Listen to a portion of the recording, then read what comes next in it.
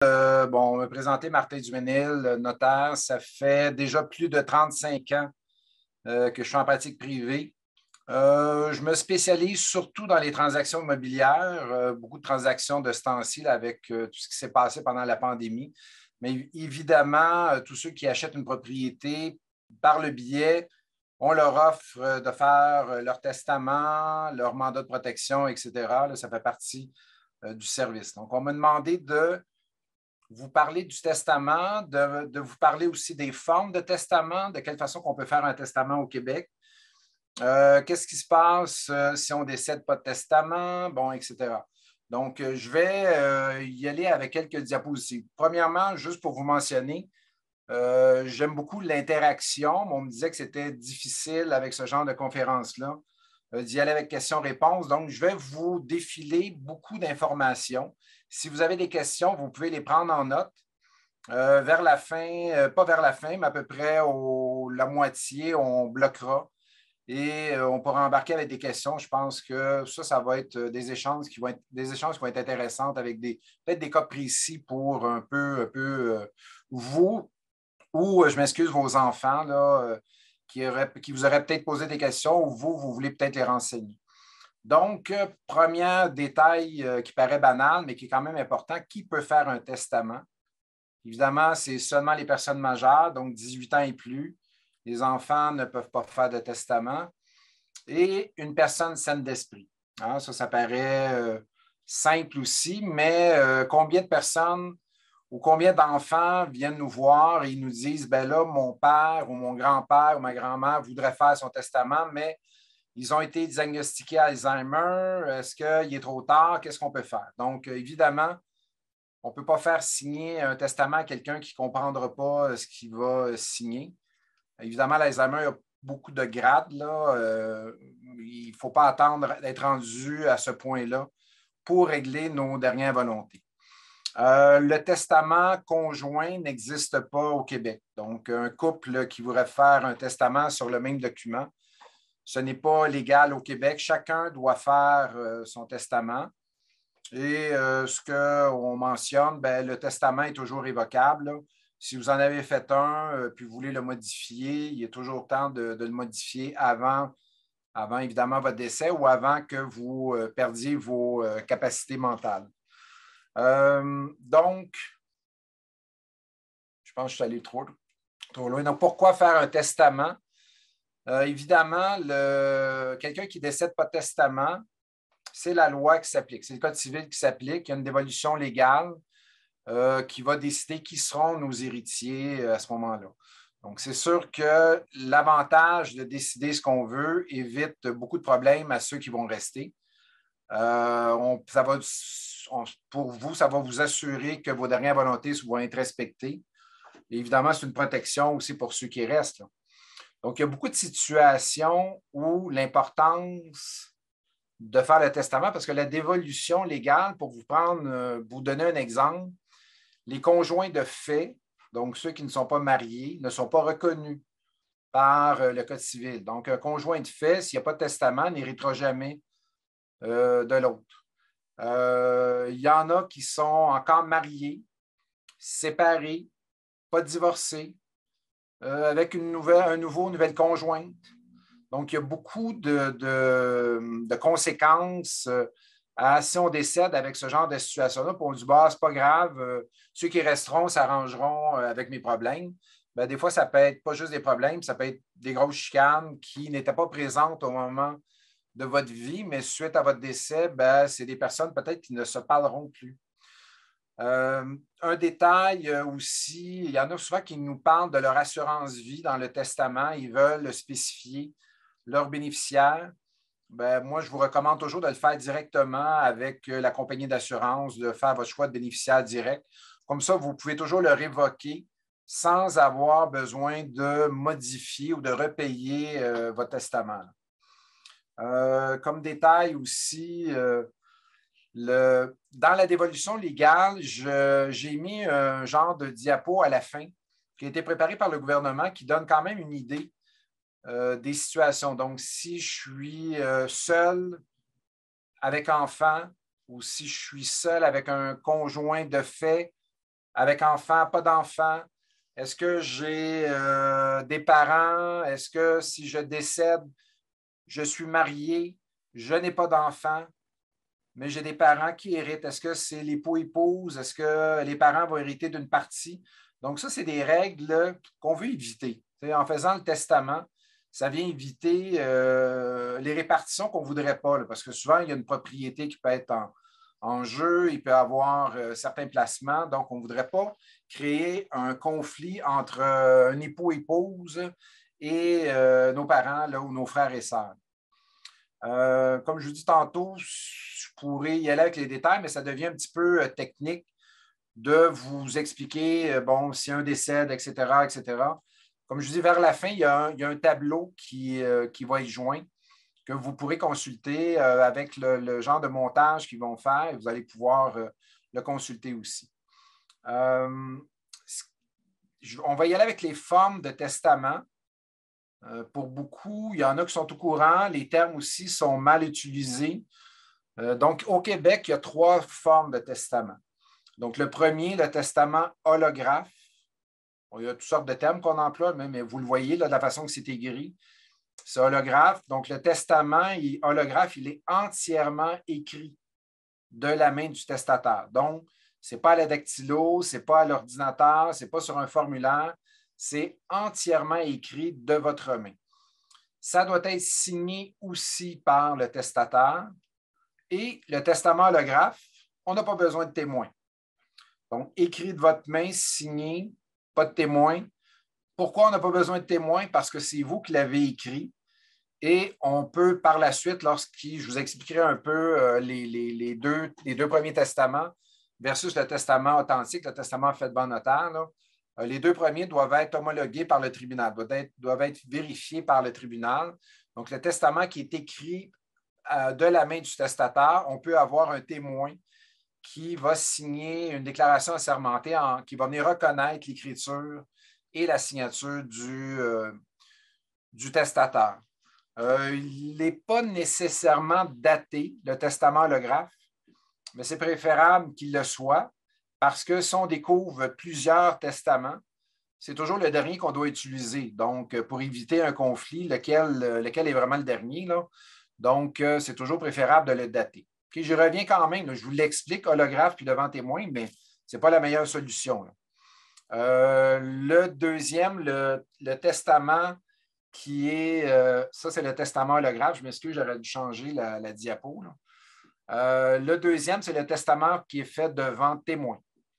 Donc, le testament fait devant témoin, c'est souvent les propositions qu'on vous fait sur Internet ou un peu partout, là, dans lesquelles on vous dit, on a un formulaire d'un testament, évitez de payer un notaire, on va vous l'envoyer, vous n'avez qu'à le remplir, vous le signez par la suite, bon, devant témoin. Ça, c'est une façon. Il y en a dans leur famille qui ont des avocats. Et un avocat qui fait un testament, l'avocat n'est pas officier public comme un notaire. Donc, l'avocat est comme un témoin. Donc, ça fait partie de le deuxième choix qu'on a au niveau du testament. Donc, le testament devant avocat, c'est un testament devant témoin. Donc, il est écrit par le testateur ou un tiers. Donc, il peut être écrit aussi par vous, là, à la main au moyen technique. Là, si vous le faites à l'ordinateur, par exemple, si vous avez une mauvaise écriture puis vous voulez le faire à l'ordinateur, vous l'imprimez. Puis par la suite, vous le signez. C'est signé par 2 témoins en présence du testateur. Donc, les témoins, est-ce qu'ils pourraient signer ultérieurement après qu'on l'ait signé? Il y a quand même possibilité de le faire, mais il faudrait que le testateur redéclare que les témoins ont re-signé par la suite à une autre date au moment où il était présent et que ça représente vraiment ses dernières volontés. Donc, dans ce cas-là, comme les premières pages, si vous avez un testament dactylographié ou fait sur un ordi, vous n'avez pas écrit de votre main, donc il faut que chaque page soit paraphée. Donc, ça prend les initiales sur chaque page pour être sûr que les premières pages n'ont pas été altérées. Là. Et même chose, préférément datées parce qu'on veut toujours utiliser le dernier. Le troisième testament, c'est ça. Ben, je vais y revenir là, pour les particularités. Pour le troisième. Le testament authentique, c'est le testament qui est fait devant notaire. Donc, reçu en minute, ben, chaque notaire qui reçoit un acte, que ce soit un acte de vente, une hypothèque, une servitude, un testament, une procuration, on lui donne un numéro. Le numéro, on appelle ça une minute. Donc, quand on commence à pratiquer, on commence avec la minute 1, 2, 3. Donc, il y a un ordre chronologique. On ne peut pas antidater un acte notarié. On ne peut pas dire, bon, OK, je pense que mon grand-père est plus ou moins apte, mais notaire, est-ce qu'on pourrait dater le testament fait devant vous un an avant? Fait qu'on est sûr que là, un an, il était correct. Non, évidemment, on ne peut pas faire ça. C'est un peu aussi l'avantage de l'acte notarié, c'est qu'on ne peut pas altérer au niveau des dates. Donc, il est daté, évidemment. Il est lu par le notaire au testateur en présence ou non du témoin. Donc, un testament notarié doit être fait devant un témoin. Le témoin n'a pas à assister, contrairement à avant 1994, là, où il y avait 2 témoins. Il n'a pas assisté à la lecture du testament, mais il assiste seulement à la signature du testament pour s'assurer que le testateur n'est pas forcé, qu'on ne lui tient pas la main, qu'on ne lui a pas mis un fusil sur la tempe là, pour signer le testament. Donc, c'est un peu le rôle du témoin de s'assurer que la personne était quand même éveillée, apte à signer. Et la signature se fait en présence des 3, là, le notaire, le témoin et évidemment le testateur. Souvent, lorsque les personnes viennent au bureau, on utilise un notaire qui travaille pour l'étude, pour agir comme témoin. Donc, ça évite souvent les questions niaiseuses là, par les témoins aux testateurs. Donc, ça se déroule plus simplement. Donc, le testament notarié, si on y va avec les particularités, je vais retourner un peu avec le testament qui n'est pas notarié. Donc, le testament qui serait fait à la main ou sur un formulaire, bien évidemment, il n'est pas nulle part. C'est vous qui devez conserver l'original. Donc, si vous perdez votre original, parce que ça prend l'original, une photocopie ne serait pas admissible. Donc, si vous perdez votre original, on ne pourra pas aller plus loin là, suite à votre décès. S'il est détruit, si par exemple, vous laissez ça à un de vos enfants, tout vaut bien à un de vos enfants et c'est votre autre enfant qui découvre votre testament puis qui décide de le déchirer, ben, il n'y a plus de preuves là, par la suite. Là. Il n'y a pas le droit de le faire, là, mais écoutez, s'il décide de le faire, il pourrait être aussi altéré. Quelqu'un qui serait bon pour imiter votre écriture, puis décide de rajouter son nom ou rajouter un 0 après le don que vous vouliez faire au lieu de 10 000, il est rendu à 100 000. Ben, c'est une façon aussi qui pourrait être, surtout s'il est écrit à la main. Un des points importants, jusqu'à présent, je vous parle de la forme du testament, mais le fond aussi du testament. Là. Combien de fois on retrouve des testaments écrits à la main où il y a tellement d'interprétations de la façon que les clauses ont été rédigées. Elles sont incomplètes. Il manque des détails. Donc, exemple, je laisse tout à X. Puis, finalement, X est décédé. Il ne se passe quoi après? On n'a pas prévu les remplaçants. On a oublié de nommer un liquidateur, ce qu'on appelait autrefois un exécuteur testamentaire. C'est ça, des clauses qui peuvent être interprétées par plusieurs personnes. Donc, on se ramasse au moment de l'homologation du testament. Donc, l'homologation du testament qui est fait devant témoin ou écrit à la main. Là. Ça, c'est suite au décès. Il y a une démarche qui se fait au tribunal. Donc, il y a possibilité de contestation, il y a possibilité d'interprétation à ce moment-là. Et les coûts, aussi, les coûts, on va en parler peut-être un peu tantôt, là, mais les coûts d'une homologation d'un testament écrit à la main ou devant témoin là, suite à votre décès, c'est sûr que c'est l'association qui paye, là, mais peuvent représenter des 1 500 $ et plus là, pour homologuer un testament qui est fait à la main ou devant témoin. C'est sûr que ça ne vous coûte rien le faire. Ça vous permet de le changer régulièrement. Mais au moment du décès, c'est beaucoup plus onéreux et ça prend quand même un petit peu plus de temps, le règlement de succession, à cause de l'homologation. Donc, ce qu'on appelle la procédure de vérification au niveau du testament.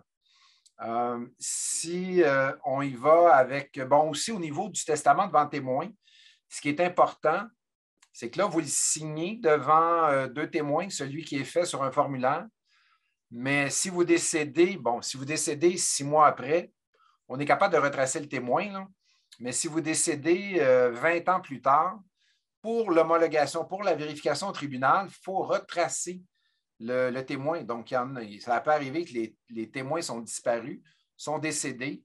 On n'est pas capable de les retracer. Donc, des fois, il y a des testaments on ne pourra pas homologuer, là. Il y a peut-être des façons détournées, mais en général, on aura de la difficulté à les vérifier. Donc, c'est pour ça qu'il faut, si on décide de le faire devant témoin, il faut s'assurer que nos témoins sont toujours des personnes qui ne sont pas loin de nous, là. Évidemment, le témoin ne peut pas être quelqu'un qui est impliqué dans le testament, là. Ça ne peut pas être un de vos héritiers, ça ne peut pas être le liquidateur, donc ça prend une tierce personne, là. Donc, si vous prenez un nouveau voisin, vous n'êtes pas sûr qu'il va rester là longtemps, ce n'est peut-être pas la bonne solution là, au niveau du témoin. Le testament authentique, le testament devant notaire, bien évidemment, vous avez l'avantage d'avoir les conseils d'un notaire pour vous guider. Avec les années, on sait comment être très précis au niveau du testament. Si vous avez des idées farfelues dans votre testament, c'est à nous à les rendre légales et claires pour ceux qui vont les lire par la suite. L'avantage du testament notarié, c'est que le notaire conserve toujours l'original. On vous en émet des copies conformes là, avec un sceau. Le monde appelle ça leur original, mais dans le fond, c'est une copie conforme que vous recevez. Ce qui permet, en conservant l'original pour le notaire, bien, on peut toujours le retracer. Donc, si vous, votre copie conforme, elle est détruite, on peut toujours retracer le notaire qui le fait ou le remplaçant du notaire parce que personne qui est éternel, là. Donc, un notaire qui arrête de pratiquer ou qui décède, il y aura un autre notaire qui va prendre la relève, ou si personne ne veut prendre la relève du notaire, son greffe est cédé à la Cour supérieure. Donc, ça, c'est géré par la Chambre des notaires et on peut toujours retracer les originaux du notaire. Il y a aussi un registre des testaments à la Chambre des notaires qui fait en sorte qu'on n'a pas pour les testaments écrits à la main ou devant témoin, ce qui fait en sorte que suite au décès, il faut toujours faire une recherche testamentaire à la Chambre des notaires et aussi également au barreau. Là, je vous disais tantôt qu'il y a certaines personnes qui le font avec des avocats. Donc, on fait toujours une recherche à la Chambre des notaires, ce qui nous permet de retracer le dernier notaire qui a fait le testament. Et comme je vous l'expliquais, si le dernier notaire ne pratique plus, on peut retracer le cessionnaire du greffe où il nous indique que le greffe du notaire est rendu maintenant à la Cour supérieure. Donc, ça, c'est un des avantages. La contestation aussi. Hein, un testament fait devant un notaire est difficilement contestable.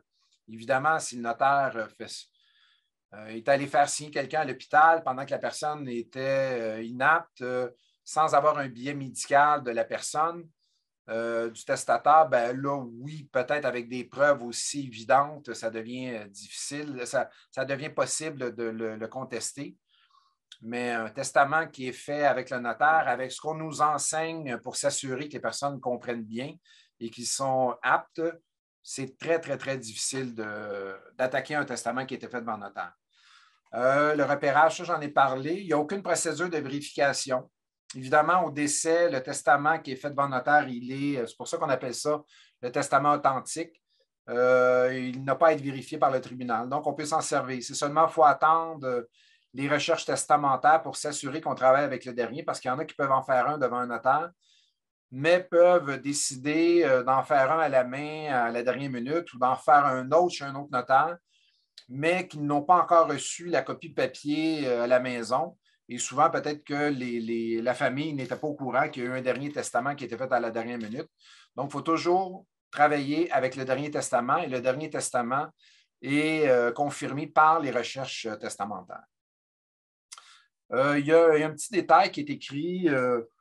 La Chambre des notaires a créé depuis, je pense, une quinzaine d'années, un registre de dons d'organes. Donc, c'est la possibilité, par un acte supplémentaire, par une clause supplémentaire dans le testament, de confirmer qu'on veut faire don de nos organes devant un notaire. Donc, il y a possibilité de le signer à l'endos de notre carte d'assurance maladie. Mais lorsqu'on signe à l'endos de la carte d'assurance maladie, on le fait seul, sans témoin. Et ils ont quand même ceux qui auront à à utiliser vos organes, là, donc Québec Transplant, auront besoin de la confirmation d'un membre de votre entourage, comme quoi ils acceptent ce que vous aviez indiqué à l'endos de votre carte d'assurance maladie. Quand vous dites oui devant un officier public, devant un notaire, bien, nous, on ajoute une clause, ça s'en va s'inscrire au registre de dons d'organes et ça fait en sorte que ça ne peut pas être contesté par votre entourage. Alors, Québec Transplant va quand même les convoquer pour leur expliquer la procédure de la transplantation, mais aucune personne ne va pouvoir s'y opposer dans votre entourage. Donc, contenu du testament, bien, qu'il soit fait à la main, qu'il soit fait devant témoin, qu'il soit fait devant notaire, il y a énormément de détails qu'on peut mettre dans le testament. Mon rôle, moi, depuis plusieurs années, ça a toujours été de rendre ça le plus simple possible en pensant à ceux qui vont rester. Donc, de faire plaisir à quelqu'un puis de tout énumérer vos biens, ce n'est peut-être pas la meilleure solution parce que au fil des années, à moins que vous soyez sur presque votre lit de mort, là, c'est peut-être un petit peu plus facile. Mais lorsqu'on fait un testament, évidemment, ce n'est pas parce qu'on va mourir. Donc, si on énumère nos biens, on est sujet à rechanger notre testament. Donc, si on va de façon précise, je laisse mon horloge grand-père à mon cousin, puis vous faites voler votre horloge grand-père ou vous la remplacez par autre chose, bien là, vous dites, mon cousin n'aura rien. Il faudrait peut-être que je change mon testament pour faire d'autres choses. Donc, souvent, il faut laisser notre entourage décider ce qu'ils vont faire avec nos biens. Donc, on peut, de façon plus simple, nommer plusieurs personnes ou une seule personne ou plusieurs personnes qui se diviseront nos biens. Il y en a qui préfèrent, j'appelle ça le contrôle après le décès, là. Il y en a qui préfèrent dicter tel objet ira à telle personne, telle autre personne. C'est toujours possible de le faire, mais comme je vous dis, vous vous exposez à rechanger votre testament à l'occasion. Il y a certains points importants. Là, j'ai vu à date dans les personnes qui sont présentes, il y a beaucoup de cheveux blancs et gris comme moi, là. Mais si vous avez dans votre entourage des enfants qui ont des jeunes enfants, c'est important dans le testament. Si on veut avantager nos enfants, si on veut qu'ils héritent et qu'ils sont mineurs, il y a tous les pouvoirs du liquidateur, celui qui règle la succession. Donc, ça, c'est tellement important pour ceux qui ont encore des jeunes enfants. S'il n'y avait pas de testament, par exemple, et que les enfants sont les héritiers légaux de par la dévolution légale, il n'y a pas de liquidateur qui était nommé au terme du testament. Donc, automatiquement, ce serait le survivant des parents, soit la mère ou le père à titre de tuteur, qui s'occuperait de gérer les biens des enfants jusqu'à temps qu'ils aient 18 ans. Mais ils n'ont pas le pouvoir de vendre des biens. Je pense que la valeur est 25 ou 30 000 $. Donc, dès qu'il y a un immeuble impliqué, ça limite énormément les pouvoirs du tuteur des enfants mineurs de pouvoir disposer des biens. Et si la propriété était en copropriété, exemple, les parents étaient propriétaires, un des deux décède, pas de testament, les enfants se retrouvent héritiers légaux, bien, tout ce qui est de l'hypothèque, la disposition de l'immeuble, ça devient extrêmement, extrêmement compliqué. C'est possible de vendre la propriété, mais dans ces cas-là, on a besoin de l'autorisation du tribunal. Donc, juste comme un marché comme aujourd'hui où tout va très vite, d'aller chercher l'autorisation du tribunal fait en sorte qu'on n'a pas le meilleur prix qu'on voudrait pour la propriété. Donc, l'avantage de faire le testament, surtout lorsqu'il y a des enfants mineurs ou il y a des personnes qui sont incapables, il y en a qui ont des enfants qui sont malades. Donc, c'est donner des pouvoirs aux liquidateurs de pouvoir gérer les biens de ces personnes-là. On peut aussi retarder la remise des biens des enfants mineurs. On peut extensionner ça jusqu'à 21, 22, 23, 24, 25 ans, mais avec pouvoir pour le liquidateur d'utiliser quand même l'héritage pour les besoins essentiels de ces enfants. Il y a tout le côté aussi de plus en plus présent depuis plusieurs années des familles reconstituées. Donc, j'ai eu un enfant d'une union antérieure, elle en a eu deux d'une autre union, on en a eu un ensemble. Imaginez-vous, pas de testament, là, ça fait des règlements de succession qui deviennent très onéreux. Il y en a souvent qui me parlent, notaire, tu ne m'as pas parlé des dispositions funéraires dans mon testament. Je vais vous dire, au fil des années, c'est quelque chose que j'ai un peu délaissé, sauf si les personnes sont ils savent qu'ils vont mourir dans quelques mois. Je vais leur faire plaisir, puis on va le mettre dans le testament. Mais vous pouvez faire votre testament, vous pouvez avoir fait votre testament il y a 20 ans, et il y avait certaines procédures qui n'existaient même pas, qui existent maintenant. Exemple, tous ceux qui sont décédés pendant la pandémie, il n'y a pas eu, on n'a pas pu respecter tout ce qu'ils voulaient, que ce soit les questions de funérailles, etc. Donc, moi, je préconise souvent aux personnes, comme je disais, à moins que vous soyez sur votre lit de mort, là, de l'écrire sur un document. Ça laisse une obligation morale, parce que même dans un testament, ça ne crée qu'une obligation morale, là. Donc, ça crée une obligation morale. Vous pouvez le faire par une feuille de papier. Si vous changez d'idée, vous déchirez votre feuille, vous pouvez en écrire un autre aussi si vous voulez. Des avantages du testament notarié, ben, c'est de payer le notaire. C'est le seul des avantages parce qu'il n'y en a pas. Le reste, c'est juste avantageux, que ce soit après votre décès, que ce soit de la consultation, d'être guidé. Comme je dis, c'est le coût. Donc, si souvent on essaie de faire un testament pour qu'il puisse vous servir le plus longtemps possible. Donc, si vous aviez prévu certains héritiers, certains légataires qu'on mentionne au terme du testament, ben, dans votre testament, on va les faire mourir aussi. On va prévoir si vous avez laissé ça à une ou deux ou trois personnes, qu'est-ce qui se passe s'ils décèdent? Ça irait à leurs enfants ou ça irait aux autres héritiers. Le liquidateur aussi, celui qui règle la succession, on va prévoir si le liquidateur veut démissionner ou qu'il est déjà décédé. Aussi les INAP, de prévoir des remplaçants. Donc, on tente de le faire pour qu'il soit bon le plus longtemps possible, là, que vous n'avez pas besoin de repayer à chaque fois pour faire une modification. C'est pour ça qu'au début, je vous disais, plus on est pas précis, mais plus on donne des détails sur certains objets dans un testament, ben, on est sujet à le rechanger à ce moment-là. Par la suite, là, j'irai peut-être avec une section questions, s'il y en a qui en ont. Ça aiderait peut-être, il y a peut-être parce que je ne voulais pas entrer trop dans tous les détails, mais ça aiderait peut-être à y aller de façon plus précise, s'il y en a qui ont des questions plus précises. On me pose la question au niveau du testament, de ce que j'ai parlé, comme quoi le testament holographe et le testament fait devant témoin devaient être homologués par le tribunal, tandis que le testament notarié n'a pas à être homologué. Donc, par analogie, madame me pose la question, si un mandat de protection est fait devant notaire ou s'il est fait sur un formulaire, est-ce que les deux doivent être homologués? Oui. Dans le fond, c'est pas au tout début, lorsqu'ils ont inventé le mandat de protection, nous, comme notaire, on se disait, bien, ça a été signé devant notaire, pourquoi le faire homologuer? Mais ce n'est pas tout à fait le document comme tel qui est homologué, mais c'est plutôt l'incapacité, l'inaptitude qui est homologuée.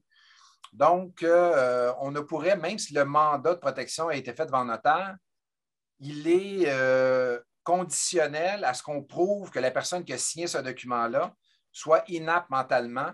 Et la seule façon de le prouver, c'est via la procédure qui est prévue d'homologation du mandat, donc évaluation médicale, évaluation psychosociale et requête au tribunal. Évidemment, en même temps, bien, le mandat qui est fait devant notaire ou qui est fait devant témoin sera vérifié pour être sûr qu'il est valide, là.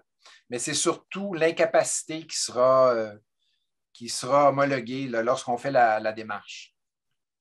Et là, on parle du mandat de protection. Madame me rajoute au niveau de la question de l'âge de la personne qui est rendue inapte. Je suis d'accord avec vous, là. Il y a des fois, c'est évident. Des fois, on a des personnes qui sont dans le coma. Pourquoi prouver qu'ils sont inaptes lorsqu'ils sont dans le coma? On a certaines personnes, moi j'ai eu une amie professionnelle, notaire, qui à 49 ans a été diagnostiquée Alzheimer. Donc, comment dans un code civil, comment dans un règlement, comment dans une loi, on pourrait dire, bon, tous ceux qui sont âgés de 80 et plus, on n'aura pas besoin de prouver s'ils sont aptes ou inaptes. Moi, je peux juste vous dire, j'ai côtoyé des personnes âgées de 90 ans qui était pas mal plus apte que certaines autres personnes que j'ai côtoyées qui étaient âgées de 50 ans, là. Donc, je comprends l'évidence dans certains cas que la personne âgée, bien, pourquoi faire cette démarche-là? Et oui, malheureusement, il y a quand même des délais, mais l'homologation d'un côté est aussi une protection pour la personne qui a fait le mandat, parce que la personne qui a fait un mandat de protection le fait en disant, moi, là, je suis capable de m'occuper de mes biens. On ne parle pas s'il y avait une procuration. Tantôt, on m'a demandé d'en parler, là. Je vais y revenir là-dessus pour voir vraiment la différence entre les deux. Mais la personne qui a seulement fait un mandat, elle a dit, moi, je suis capable de m'occuper de mes biens, mais si on prouve que si je suis inapte, là, je voudrais être représenté. Donc, cette personne-là le fait seulement, voulait faire un mandat pour qu'elle soit représentée seulement si elle était inapte mentalement et non pas à la décision de l'enfant ou de la famille disant ben, tu es âgé de 98 ans, tu es inapte, c'est nous qui décidons, on va gérer tes affaires. Madame me pose la question qui pourrait être nommé comme liquidateur. Donc, elle mentionnait un proche, elle mentionnait des sociétés de fiducie, là, des banques qui peuvent être liquidateurs. Bien, écoutez, vous avez amplement le choix. Là. Ça peut être un juriste, ça peut être votre comptable, mais c'est vraiment votre décision. Nous, on tente le plus possible. S'il y a quelqu'un dans votre entourage qui est comment je pourrais expliquer? Quelqu'un, c'est impossible d'avoir quelqu'un qui connaît tout, donc, mais d'avoir quelqu'un qui est ouvert d'esprit et quelqu'un qui est disponible. Ça, c'est ce qui est important dans le choix du liquidateur. Si vous nommez un de vos enfants qui est toujours occupé, qui n'a jamais le temps de rien faire, c'est peut-être pas la bonne personne. Donc, de prendre un liquidateur aussi qui ne serait pas intéressé à régler la succession rapidement, ça aussi, c'est peut-être dans les mauvais choix que vous pouvez faire. Comme je dis, nous, on tente de vous suggérer de prendre quelqu'un qui va hériter. C'est beaucoup plus simple. Il y en a qui nous arrivent et disent, ben, bon, j'ai mes enfants, mais je ne pense pas qu'ils pourraient s'en occuper. Donc, ben là, vous avez le choix. Comme je dis, il y a beaucoup de fiducies, mais les honoraires demandés sont quand même assez importants, là. En effet, c'est mais c'est peut-être une façon d'éviter la chicane parmi les enfants. Mais encore là, même si un liquidateur qui est une tierce partie, ça peut aussi provoquer des chicanes dans le partage de certains biens meubles. Mais ça peut n'importe qui. Le choix de liquidateur, là, ça peut être n'importe quelle personne qui est apte qu'on peut nommer. On m'a demandé de vous parler de la procuration générale. J'ai vu dans les autres conférences que vous avez eues, il y en avait une sur le mandat de protection et je me disais, est-ce que vous avez besoin, est-ce que la question de la procuration générale avait été abordée, qui, je pense, est quand même s'entrecroise, là? On me dit que non. Donc, je vais essayer de faire le lien entre les deux, de bien prévoir les deux, parce que je prends juste l'exemple de tantôt, là, de prévoir le non-acharnement dans un testament. Pour nous qu'on baigne là-dedans, on s'imagine que les différences sont connues d'un peu tout le monde, mais souvent par les médias, souvent par certains de la parenté qui mixent les informations, bien, c'est plus ou moins connu, là. Donc, ce qu'il faut comprendre de la différence entre la procuration et le mandat de protection, c'est que la procuration, lorsqu'on la signe, elle est applicable immédiatement. Donc, si vous signez une procuration pour nommer quelqu'un pour vous représenter, pour gérer vos biens, que ce soit de façon spécifique ou de façon générale, bien, cette procuration-là s'applique immédiatement. On n'est pas obligé de l'appliquer immédiatement. On peut la faire, la garder dans notre tiroir.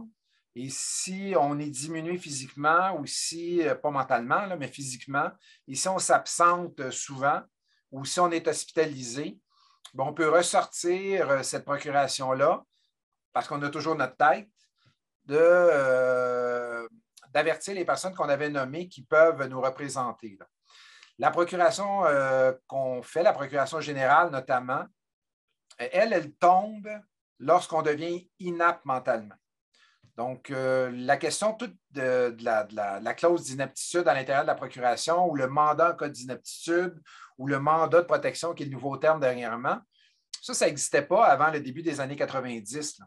On était obligé, sûrement qu'ils vous en ont parlé avec l'autre conférence, on était obligé d'établir une curatelle. Donc, il fallait nommer un curateur privé ou sinon, c'est le curateur public qui s'occupait de nos biens. Donc, ils ont inventé au début des années 90 la clause d'inaptitude à l'intérieur de la procuration générale ou, quelques années plus tard, de faire carrément le mandat en cas d'inaptitude qui est devenu le mandat de protection. Donc, la procuration, elle est en vigueur tant et aussi longtemps que j'ai ma tête. Si je suis incapable mentalement et qu'on l'a prouvé, donc, ce n'est pas juste je deviens inapte ou je suis incapable, puis il n'y a plus rien qui se passe. Donc, il faut quand même le prouver qu'on est inapte mentalement. Et sûrement qu'ils vous en ont parlé, on prouve l'inaptitude avec l'évaluation médicale, l'évaluation psychosociale et requête au tribunal. Donc, tant que je suis apte, même si j'ai mal aux jambes, j'ai mal au dos, je suis hospitalisé, j'ai fait un AVC, puis je suis quand même capable de donner mon consentement, bien, la procuration, elle est toujours en vigueur. Si j'ai juste fait un mandat en cas d'inaptitude, un mandat de protection, et que, je ne sais pas, je fais un AVC qui me laisse des séquelles quand même assez graves, puis que je comprends des bouts, je ne comprends pas d'autres bouts, je suis plus ou moins capable de donner mon consentement. Des fois, il est un petit peu tard pour faire une procuration parce qu'au niveau du médecin traitant, il sera plus ou moins à l'aise de déclarer la personne apte à signer ce genre de document-là. Donc, la procuration générale, on ne la fait pas quand on est très jeune, à moins d'avoir une maladie, non? Mais on peut recommander aux personnes qui avancent en âge, si on est les enfants, de suggérer à nos parents de ne pas attendre trop à la dernière minute et de faire une procuration générale, ce qui va permettre, exemple, aux conjoints ou aux enfants, de pouvoir remplacer la personne qui a fait cette procuration-là pour certains actes. Donc, ça peut être une journée, je m'occupe d'aller à la banque, je m'occupe de faire mes choses. Le mois d'après, je ne me sens pas tellement bien. Il y a quelqu'un d'autre qui peut s'occuper à ma place avec la procuration, peut s'occuper de gérer mes biens. Donc, ce n'est pas parce qu'il y a une fois un procureur, une personne qu'on a nommée en vertu de la procuration, un mandataire, là, me représente qu'après ça, je ne m'occupe plus de mes affaires. Là. Donc, si on est toujours apte mentalement, on peut toujours continuer à s'occuper de nos biens, de gérer nos biens et ou la personne qu'on aurait nommée.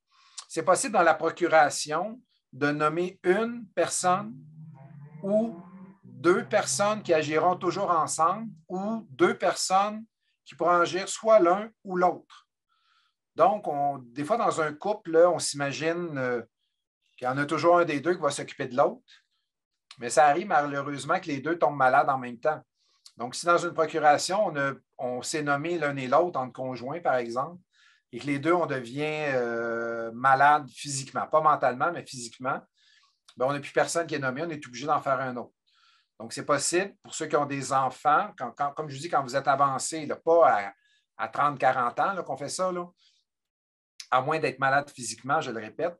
Donc, de prévoir de nommer, exemple, le conjoint et ou un de nos enfants et ou peut-être un autre de nos enfants. Ça peut être 3. Là. Donc, ça veut dire pendant qu'on est apte, on est supposé d'être capable de vérifier ce qui se passe dans notre entourage, mais on a nommé des personnes qui pourraient nous représenter.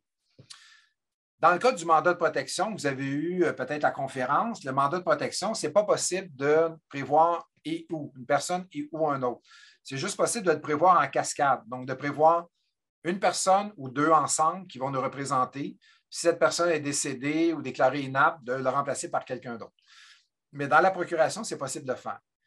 Donc, quand quelqu'un fait une procuration générale, on en profite pour inclure à l'intérieur le mandat de protection. On fait les deux dans le même. C'est le même coup qu'on fasse une procuration avec mandat ou seulement un mandat. C'est juste un choix de la clientèle. Et ce que ça permet, quand on a fait une procuration générale et qu'on a nommé X pour nous représenter, si on a nommé aussi X comme mandataire, ça permet dans la zone grise, entre la période où on est en train de nous déclarer inapte mentalement et que le jugement est rendu, cette personne-là pourra continuer à agir.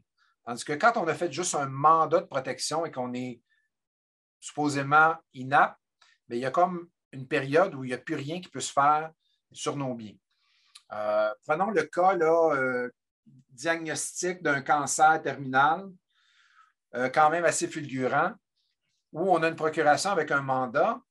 La personne, à cause de la médication, commence à en perdre des bouts.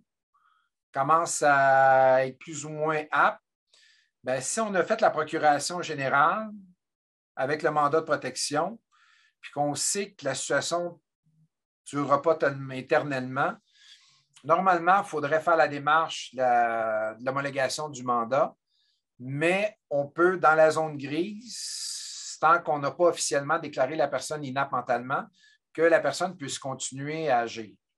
Donc, on ne parlerait pas de grosses transactions, mais de s'occuper de gérer simplement.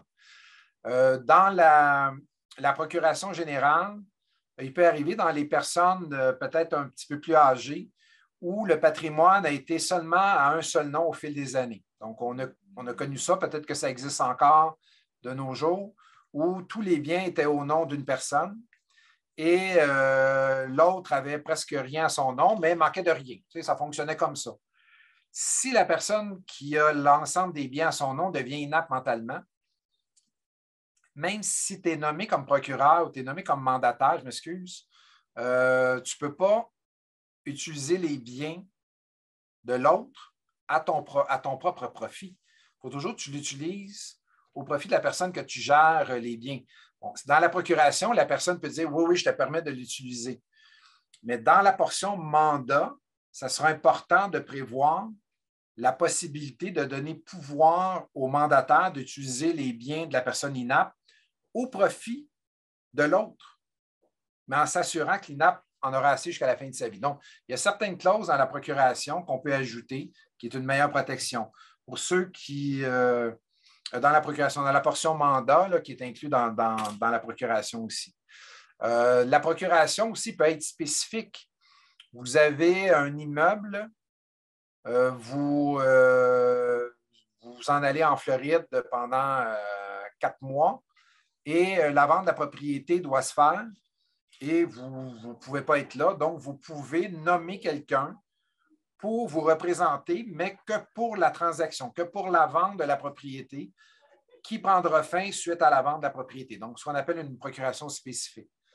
La procuration générale, comme je le mentionnais au début, elle va s'appliquer à l'ensemble de vos biens, tant et aussi longtemps que vous allez être apte mentalement. Donc, il faut vraiment faire la différence parce qu'il y en a certaines personnes qui disent ma mère ou mon père commence à en perdre des bouts, là, mais pas de problème, on a le mandat, on est capable de vendre la propriété. Mais le mandat, si vous étiez là à la conférence, le mandat, lui, va pouvoir embarquer seulement si on a prouvé que vous êtes inapte mentalement. Donc, évaluation médicale, évaluation psychosociale et requête au tribunal, ce que Madame tantôt parlait avec sa grand-mère, ou je ne sais pas trop, de 98 ans, qui prend du temps et qui coûte de l'argent. Bien, pendant cette période-là, on ne peut pas agir. Là. Donc, c'est important de faire la différence. Le mandat est applicable lorsqu'on est inapte mentalement. La procuration, il n'y a pas de raison. C'est sûr qu'on va l'utiliser quand on est ralenti physiquement, mais on peut être en pleine forme et être absent. On peut être à l'extérieur du pays, etc. Donc, je voulais faire la différence entre les deux. On parlait de la procuration. La procuration, ça peut être n'importe quoi. Quelqu'un a sa tête, souffre de Parkinson, n'est pas capable de signer ses documents, mais il a sa tête, bien, la procuration, ça peut agir. Avec les années, on vieillit, on est stressé pour discuter de notre assurance sur notre maison, de parler de notre hypothèque avec la personne à la banque. Ben, on a notre tête, mais des fois, ça nous stresse lorsqu'on avance en âge. Bien, à ce moment-là, on peut avoir nommé l'autre conjoint ou avoir nommé un de nos enfants qui pourront nous représenter pour pouvoir agir à notre place. Donc, je ne sais pas si, encore là, il y a des questions pour la procuration, sans que ça rentre dans des cas précis avec un cousin de la fesse gauche là, qui aurait vécu telle situation, mais peut-être vous, personnellement, ce que vous vivez, si vous êtes ralenti par une maladie, est-ce que vous êtes bien protégé? Est-ce qu'il y a quelqu'un qui s'occupe de vous? Avez-vous les bons documents? Peut-être un détail important. Là. Quand on parle de procuration bancaire, la procuration bancaire, c'est que c'est vous, vous êtes allé à la banque, vous avez signé un document pour autoriser quelqu'un à vous représenter pour les transactions simples à la banque. Procuration bancaire ne vous permettrait pas à votre personne que vous avez nommée de s'occuper de vos placements à la banque. Vous va pouvoir seulement s'occuper de faire les chèques, retirer de l'argent, quelque chose qui est quand même assez simple. Donc, lorsqu'on attend et on ne peut plus se déplacer à la banque, bien là, la banque va dire, si vous voulez une procuration, à ce moment-là, ça vous prend une procuration notariée dans laquelle vous allez nommer quelqu'un. Mais là, la procuration notariée va inclure l'ensemble de vos transactions. Là. Puis madame me pose la question, est-ce que la procuration doit être notariée? Non, non, non, du tout. Il s'agit juste de bien la faire, de bien prévoir tous les pouvoirs. Vous avez l'original entre les mains. Il ne faut pas la perdre. Si vous la perdez, il faut en faire une autre. Mais non, non, non, ça, c'est pas c'est comme tout le reste. Si vous êtes sûr que le document est complet, bien rédigé, il y a possibilité de le faire sans que ça soit notarié. Tu sais, comme je vous donne un exemple, d'envoyer quelqu'un aller chercher votre courrier enregistré au bureau de poste ou d'envoyer quelqu'un vendre votre auto à la SAC. Ça, c'est une procuration qu'on peut faire juste sur un bout de papier, là, très simple. Là. Il n'y a pas de nécessité. Mais tu sais, quand on est malade, on avance en âge, faut être bien sûr que c'est bien rédigé, que tout est prévu à l'intérieur de la procuration que vous avez entre les mains. Là.